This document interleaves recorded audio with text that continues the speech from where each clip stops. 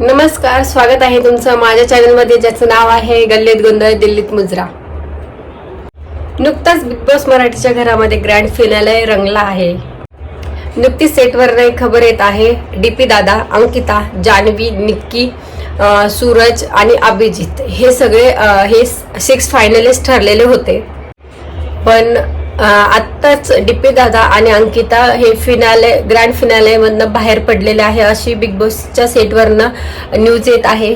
दरवर्षीप्रमाणे यावर्षीही जी पैशांची बॅग असते तो टास्क पार पडलेला आहे आणि त्यामध्ये जान्हवीला असं वाटतंय की तिने घेऊन जावी ही बॅग, आणि कदाचित ती घेऊन गेलेली असू शकते ती बॅग, कारण तिचं न्यूज बघता तिचं वोटिंग रेटिंग सगळ्यात कमी आलेली आहे आतापर्यंत. त्यामुळे ती बॅग घेऊन जाऊ शकते. सध्या सोशल मीडियावरती